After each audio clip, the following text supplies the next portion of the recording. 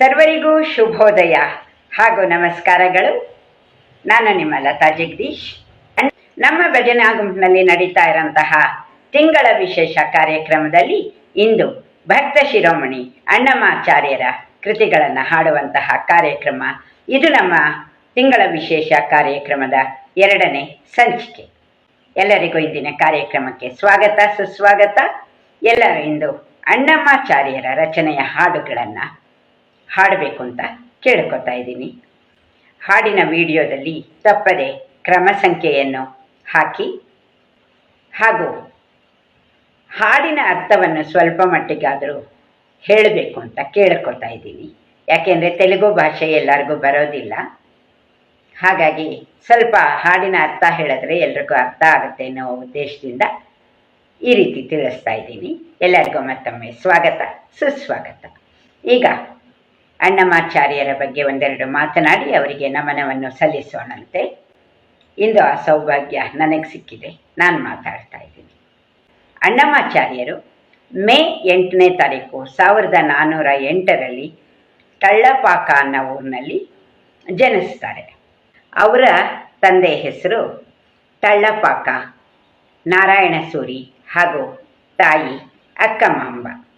ಅವರು ತಮ್ಮ ವಿದ್ಯಾಭ್ಯಾಸವನ್ನು ಅಹೋಬಲ ಆದಿವನ್ ಶಟಕೋಪಯತಿ ಅವರಲ್ಲಿ ವೇದಾಂತ ಅಭ್ಯಾಸವನ್ನು ಮಾಡ್ತಾರೆ.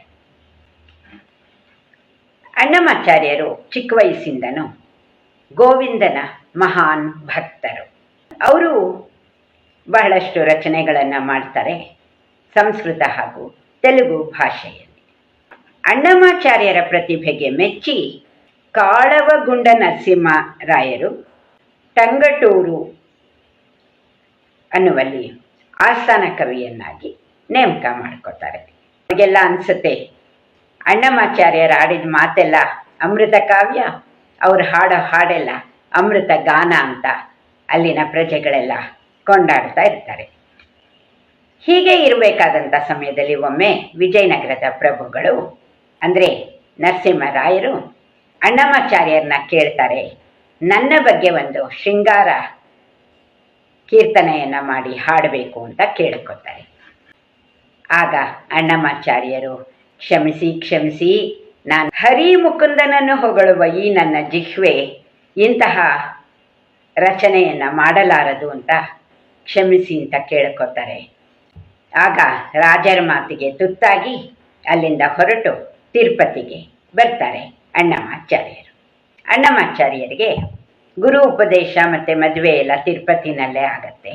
ತಿರುಪತಿನಲ್ಲಿ ಅವರು ವೆಂಕಟೇಶ್ವರ ಅನ್ನೋ ಅಂಕಿತನಲ್ಲಿ ಸಹಸ್ರಾರು ರಚನೆಗಳನ್ನು ಮಾಡ್ತಾರೆ. ಅವರ ಹಾಡುಗಳನ್ನು ತಿರುಪತಿನಲ್ಲಿ ಸುಪ್ರಭಾತ ಸಮಯದಲ್ಲಿ ಹಾಡ್ತಾರೆ ಇಂದಿಗೂ ಕೂಡ. ಅವರ ಕೀರ್ತನೆಗಳ ತಾಮ್ರ ಫಲಕ ಕೂಡ ತಿರುಪತಿ ದೇವಸ್ಥಾನದಲ್ಲಿ ಇಂದಿಗೂ ಇದೆ ಅಂತ ಕೇಳಲ್ಪಟ್ಟಿದೆ. ಅಣ್ಣಮಾಚಾರ್ಯರ ಮಗ ಪೆದ್ದ ತಿರುಮಲಾಚಾರ್ಯ ಹಾಗೂ ಅವರ ಮೊಮ್ಮಗ ತಳ್ಳಪಾಕಂ ಚಿನ್ನಯ್ಯ, ಈ 3 ಜನನೂ ಸೇರಿ ಸುಮಾರು 30,000 ಅಂದರೆ 30,000ಕ್ಕೂ ಅಧಿಕವಾಗಿ ಸಂಸ್ಕೃತ ಹಾಗೂ ತೆಲುಗು ಭಾಷೆಯಲ್ಲಿ ಮಾಡಿರ್ತಾರೆ.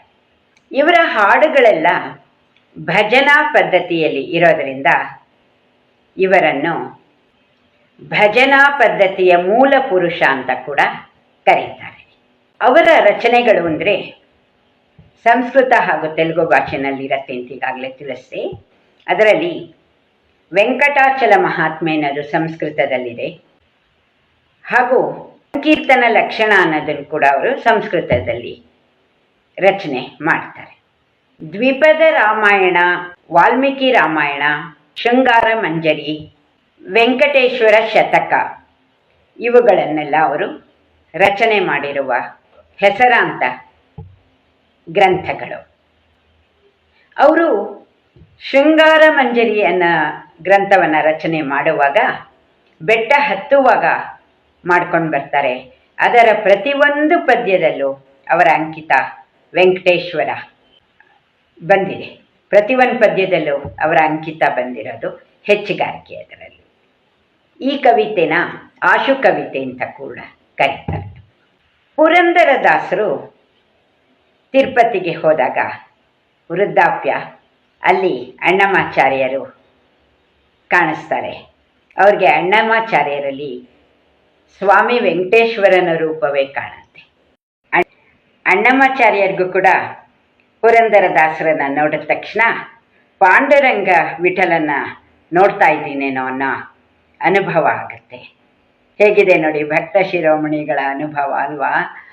ಅಣ್ಣಮಾಚಾರ್ಯರು ಫೆಬ್ರವರಿ 23, 1503 ದೈವಾಧೀನರಾಗ್ತಾರೆ.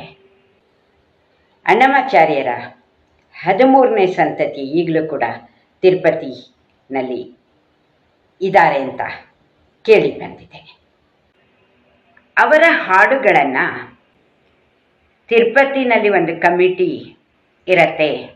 ಆಗ ಡಾಕ್ಟರ್ ಎಂ ಬಾಲಮುರಳಿ ಕೃಷ್ಣ ಅವರಲ್ಲಿ ಅಧ್ಯಕ್ಷರಾಗಿರ್ತಾರೆ. ಭಾರತ ರತ್ನ MS ಸುಬ್ಬಲಕ್ಷ್ಮಿ ಅಮ್ಮ ಅವ್ರ ಕೈಲಿ ಅಣ್ಣಮಾಚಾರ್ಯರ ಕೃತಿಗಳನ್ನು ತಿರುಪತಿಯಲ್ಲಿ ಬಿಡುಗಡೆ ಮಾಡಿಸ್ತಾರೆ. ಆಗಿಂದನೇ ನಮಗೆಲ್ಲ ನಿಜವಾಗ್ಲೂ ಹೇಳಬೇಕು ಅಂದರೆ ಅಣ್ಣಮಾಚಾರ್ಯರ ಹಾಡುಗಳು ಗೊತ್ತಾಗಿದ್ದು. ಉದಾಹರಣೆಗೆ ಶ್ರೀಮನ್ನಾರಾಯಣ ಶ್ರೀಮನ್ನಾರಾಯಣ ಶ್ರೀಮನ್ನಾರಾಯಣನೇ ಶ್ರೀಪಾದವೇ ಶರಣು ಭಾವಯಾಮಿ ಗೋಪಾಲ ಬಾಲಂ ಮನಸೇವಿತಂ. ಎಷ್ಟು ಚೆನ್ನಾಗಿದೆ ಅಲ್ವಾ ಈ ಹಾಡು. ನಾನಾಟಿ ಮೃತುಕು ನಾಟಕಮೂ ಕಾನಕ ಕನ್ನದಿ ಕೈವಲ್ಯಮೂ ನಾನಾದಿ ಮೃದುಕು ನಾಟಕಮೂ. ಇಂತಹ ಅಣ್ಣಮಾಚಾರ್ಯರ ಕೃತಿಗಳನ್ನು ನಮ್ಮ ಗುಂಪಿನಲ್ಲಿ ಇಂದು ಗಾಯನ ಮಾಡ್ತಾ ಇದ್ದೀವಿ ಅಂದರೆ ನಾವು ನಿಜವಾಗ್ಲೂ ಎಂಥ ಪುಣ್ಯವಂತರಲ್ವ. ಇಂತಹ ಸುಂದರವಾದ ಕಾರ್ಯಕ್ರಮ, ಭಕ್ತಿಪೂರ್ವಕವಾದ ಕಾರ್ಯಕ್ರಮ, ಅಣ್ಣಮಾಚಾರ್ಯರಿಗೆ ನಮನವನ್ನು ಸಲ್ಲಿಸುತ್ತಾ ಈ ಕಾರ್ಯಕ್ರಮಕ್ಕೆ ಮತ್ತೊಮ್ಮೆ ಎಲ್ಲರನ್ನು ಸ್ವಾಗತ ಮಾಡ್ತಾ ಇದ್ದೀನಿ. ನಮಸ್ಕಾರ.